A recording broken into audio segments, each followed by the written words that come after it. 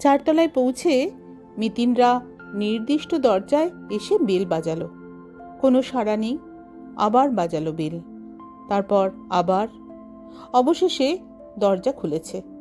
ডোরা কাটা নীল পাজামা আর ফুলহাতার T shirt পরা এক যুবক নিদ্রা জড়ানো কণ্ঠে প্রশ্ন করল, কোত্থেকে আসছেন? সঙ্গে সঙ্গে মিতিনের পাল্টা জিজ্ঞাসা, আপনি নিশ্চয়ই সুব্রত বিশ্বাস? হ্যাঁ, কেন বলুন তো? মিতিন নিজের কার্ড বাড়িয়ে দিল। ঢুলু ঢুলু চোখে নামটা পড়েই সুব্রতর ঘুম নিমেষে উধাও। চৌকো মুখখানা পলকের জন্য কঠিন। পরক্ষণেই বাঁকা চোরা হাসি ফুটে উঠেছে ঠোঁটে। ঈষৎ শ্লেষের সুরে বলল, এসে গেছেন তাহলে? মিতিন ত্যাগচা চোখে তাকালো। আমাদের এক্সপেক্ট করেছিলেন মনে হচ্ছে। অবশ্যই, আসুন, ভেতরে আসুন। মিতিন পার্থকে সোফায় বসতে বলে সুব্রত হাই তুলল। চোখে মুখে একটু জল ছিটিয়ে আসতে পারি? নো প্রবলেম, আমরা ওয়েট করছি। ড্রয়িং হলের ও প্রান্তে ঘরটায় ঢুকে গেল সুব্রত। চোখ ঘুরিয়ে মিতিন চারদিকটা দেখছিল। ছোট জায়গায় অনেক কিছু আছে, তবে চরম অগোছালো দশায়। যেমন তেমন ভাবে পড়ে আছে ভিডিও প্লেয়ার, মিউজিক সিস্টেম, রাশি রাশি সিডি যত্রতত্র ছড়ানো। ডাইনিং টেবিলে গ্লাস, আধখাওয়া মদের বোতল, গোছাখানের সিগারেট পেপার, পোড়া ফিল্টার টিপ সিগারেটের টুকরো আর ছাই বোঝাই অ্যাস্ট্রে, একখানা ক্যারি ব্যাগ। কেমন যেন ছন্ন ছাড়া সংসার। পার্থ আধখাওয়া বোতলটা পর্যবেক্ষণ করে এলো। উঁকি দিয়েছে টিভির বাক্সতেও। ফিরে এসে নিজের বিজ্ঞ মতামত জাহির করতে যাচ্ছিল, সুব্রত এসে পড়েছে। মুখোমুখি সোফায় বসে বলল, এবার বলুন, কি জানতে চান? মিতিন বাঁকা সুরে বলল, আমরা আসবো এটা কি অনুমান করেছেন? কিন্তু কেন এসেছি তা বুঝতে পারছেন না? পারছি বই কি। সত্যপ্রিয় বাবু মানে সত্য কাকু আমায় সবই জানিয়েছেন। পরশু ভোর থেকেই যা যা ঘটেছে, এভরিথিং। সুব্রত সামান্য থেমে থেকে বলল, টু স্পিক দ্য ট্রুথ, আমার ফোন নম্বর দিতে সত্য কাকুর দ্বিধা ছিল। ইচ্ছে করেই উনি আমার বন্ধুর পাপুর নাম্বারটা আপনাদের দেন। অবশ্য পাপুকে জানিয়েই। পরে সত্য কাকুর মনে হয় কাজটা বোধহয় উচিত হয়নি, কারণ বৃহস্পতিবার ভোরে উনি যে আমাকে ফোন করেছিলেন সেটা বার করাও আপনাদের পক্ষে অসম্ভব নয়।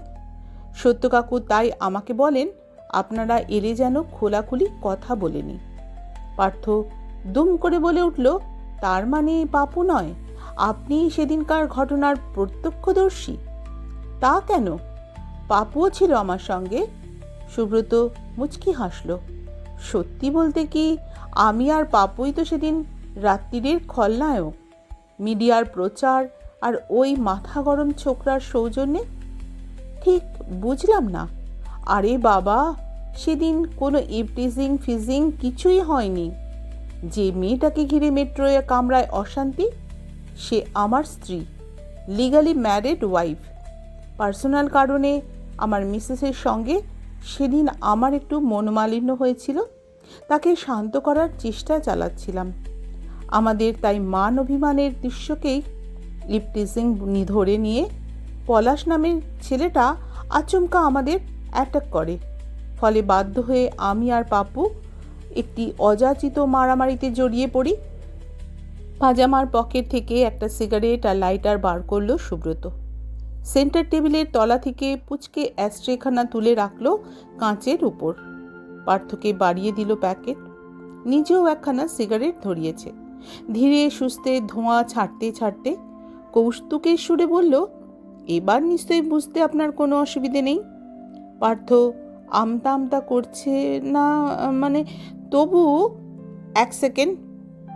সুব্রত গলা চড়ায়, রিমি, রিমি। নাইটির ওপর শাল জড়ানো একটা তরুণী এসে পর্দা সরিয়েছে। সোনালি রং করা স্টেপ কাট চুল, খানিক আলুথালু, প্রসাধনহীন ফোলা ফোলা মুখ বলে দেয় এই মাত্র সে শয্যা ছেড়েছে। কর্তৃত্বের ভঙ্গিতে সুব্রত বলল, মেট্রোর ঘটনাটা এদের শুনিয়ে দাও তো। ছি ছি, সে এক বিশ্রী ব্যাপার। রিমি জিভ কাটল। ভাবতে পারিনি ওরকম একটা সিচুয়েশন তৈরি হবে। পার্থ ভুরুকুচকে বলল, তা এটাতে এত হাহুতাশ করার কি আছে? পুলিশকে জানিয়ে দিলে এইসব ল্যাটা চুকে যায়। সমস্যা আছে দাদা। সুব্রত ছাই ঝাড়ল। রিমি পার্ক স্ট্রিটে গোল্ডেন ইগলে গান গায়। আমি একজন ইনস্ট্রুমেন্টালিস্ট, পাপুও। আমরা রিমির সঙ্গে বাজাই। সবে নাম করেছি। এই সময় কোনো সিলি স্ক্যান্ডেলে জড়িয়ে গেলে আমাদের ক্যারিয়ারের ক্ষতি হতে পারে, স্পেশালি রিমির। এমনিতেই তো নাইট ক্লাব সিঙ্গারদের চাটনি চানাচুর বানালে পাবলিক চেটে চেটে খায়। এরকম একটা কাণ্ডে আমাদের প্রেজেন্সের টের পেলে মিডিয়ায় হয়তো রটিয়ে দিত আমরা ড্রাঙ্ক ছিলাম, বেলেল্লাপনা করছিলাম।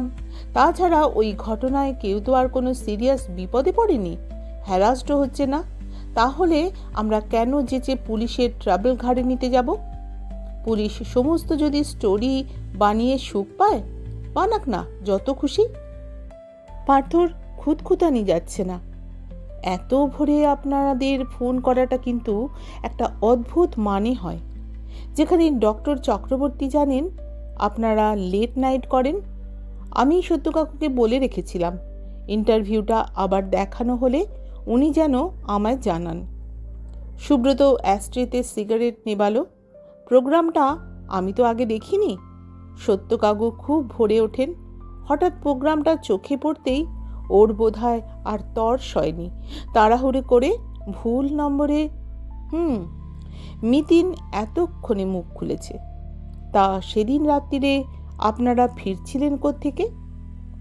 সত্যকাকুর বাড়ি থেকেই। সুব্রতর স্বরে ঈষৎ ব্যঙ্গ। এরপর নিশ্চয়ই জানতে চাইবেন কোথায় যাচ্ছিলাম, নাইট ক্লাব না বাড়ি? কিংবা সত্যকাকু আমার কি ধরনের আত্মীয়, ডাইরেক্ট কাকা নাকি আমার বাবার বন্ধু? বোধহয় আর কিছু না জানলেও চলবে। মিতিন উঠে দাঁড়ালো। আপনাদের ডিস্টার্ব করার জন্য দুঃখিত, চলি। নিচে এসে ফের ট্যাক্সি। সিটে বসে পার্থ গজগজ করে উঠল। হলো তো, দড়িকে সাপ ভেবে নেওয়ার ফল হাতে নাতে পেলে। মিতিন টু শব্দটি করল না। আমি কিন্তু বাড়ি ফিরে আর কোথাও বেরোচ্ছি না। রেসে একটা ফোন করে দেব, তারপর টেনে ঘুম। মিতিন যেন শুনতেই পেল না। মুখে বুঝি কুলু পেটেছে। বাড়ি ফিরেও গুম। পার্থ মজা পেয়ে গেছে। খোঁচাতে শুরু করলো। কেসটা কেচে গেল বলে আপসেট, নাকি ফেলিওরটা মানতেই পারছো না? ঠিক তা নয়। বহুক্ষণ পর মিতিনের সাড়া মিলল। সুব্রতর গল্পটা নিয়ে ভাবছি। একটুও জমল না। সত্যপ্রিয় বাবুর স্টেটমেন্টের সঙ্গে বিস্তর অসঙ্গতি। কী রকম? প্রথমত, সত্যপ্রিয়বাবু নাকি ফোন করেছিলেন বন্ধুর ছেলেকে, যে একজন প্রত্যক্ষদর্শী। কিন্তু সুব্রত স্টোরিতে আই উইটনেস ভ্যানিশ। সে নিজেই এখন ঘটনায় ইনভলভড। পাপুও। আহা, সে তো সুব্রতকে বাঁচাতেই সত্যপ্রিয়বাবু। তারপর ধরো সত্যপ্রিয় চক্রবর্তী, তিনি ইন্টারভিউটা আবার একবার দেখতে বলেছিলেন, অথচ সুব্রতর ভার্সন সে আগে ইন্টারভিউটা দেখেইনি। অতএব দুজনের মধ্যে কেউ একজন নিশ্চয়ই মিথ্যে কথা বলছে। আরে নাও তো হতে পারে, ওটা হয়তো ডাক্তারবাবুর জাস্ট একটা স্লিপ অফ টাং। এনিওয়ে, বোধোদয় যখন হলোই, সত্যপ্রিয়বাবু তো তখন তোমাকে ফোন করে সুব্রতর নাম্বারটা দিয়ে দিতেই পারতেন। ওর কাছে তো আমার কার্ড আছেই, ঠিক কি না বলো? হয়তো হাতের কাছে পায়নি, সুব্রতকে জানিয়ে দায়িত্ব সেরে রেখেছেন। ভুল ভাল ডিফেন্স। তারপর সুব্রতটা যে সেদিন তার কাছেই গেছিল, সেটাও তো কিন্তু সত্যপ্রিয়বাবু সুচারুরূপে চেপে গেছেন। মিতিনের চোখ সরু হলো। One more point. সুব্রত খাচ্ছে প্যাকেটের সিগারেট, ডাইনিং টেবিলের অ্যাস্ট্রেতে ফিল্টার টিপড সিগারেটের পোড়া টুকরো, অথচ হাতে বানানো সিগারেটের কাগজ গোছা গোছা রাখা। ব্যাপারটা কেমন যেন বিপরীত ধর্মী না? তুমি কিন্তু বড্ড খুঁচিয়ে খুঁচিয়ে ঘা করছো। পার্থ রীতিমতো বিরক্ত। চাইলে ওরকম অনেক ফাঁক বের করা যায়, যেমন ধরো টিভির ঢাউস বাক্সে মদের বোতলের খাপ, পাশেই আবার সুগার অফ মিল্কের প্যাকেট, কিংবা দাঁড়াও, মিতিন সহসা টান টান। তুমি দেখেছ সুগার অফ মিল্কের প্যাকেট? শিওর? ভুল করছো না তো? প্রশ্নই আসে না, খালি প্যাকেটের গায়ে স্পষ্ট লেখা। তাহলে তো পেয়ে গেছি। মিতিন লাফিয়ে উঠল। এই সহজ সমাধানটা যে কেন এতক্ষণ মাথায় আসেনি। কি সমাধান? বলছি, আগে দরকারি কাজটা সেরে নি। মোবাইলে টপ টপ করে আঙুল চালালো মিতিন। মাইক্রোফোন অন করে খুদে যন্ত্রটি কানে চেপেছে। হ্যালো অনিশ্চয়তা, ইফটিজিং মিস্ট্রি ইজ ওভার। খুব মারাত্মক কেস। আপনি এক্ষুনি ফোর্স পাঠান 2 জায়গায়। একদল যাক 10 নম্বর সুরেশ হালদার রোডে সুব্রত বিশ্বাসের ফ্ল্যাটে, আর অন্য team 3/C Brindaban Das lane Chakraborty homeo হলে। সুব্রত বিশ্বাস, রিমি বিশ্বাস আর সত্যপ্রিয় চক্রবর্তীকে ইমিডিয়েটলি অ্যারেস্ট করুন। কেন কেন? নিষিদ্ধ ড্রাগ বিক্রির অপরাধে। সুব্রতর ফ্ল্যাট সার্চ করলেই ড্রাগ পেয়ে যাবেন, সম্ভবত হিরোইন। সুব্রত, রিমি এবং পাপু গোল্ডেন ইগল নাইট ক্লাবের বাচ্চা বাচ্চা ক্লায়েন্টদের দ্রব্যটি সাপ্লাই দেয় সিগারেট পেপারের মোড়কে। আর সত্যপ্রিয় চক্রবর্তী হচ্ছে ড্রাগ চক্রের পান্ডা। তার কাজ ড্রাগ আনা এবং পেডলারদের ডিস্ট্রিবিউট করা। হোমিও হলের সমস্ত সুগার অফ মিল্কের প্যাকেট সিজ করলেই মাদকটি মিলবে। পাপু ওরফে অজয় শিকদারকেও ছাড়বেন না। কেটে পড়ার আগে তাকে পাকড়াও করুন। কথা সেরে সোফায় শরীর ছেড়ে দিল মিতিন। পার্থর মুখ হাঁ হয়ে আছে। অনেকক্ষণ পর স্বর ফুটল।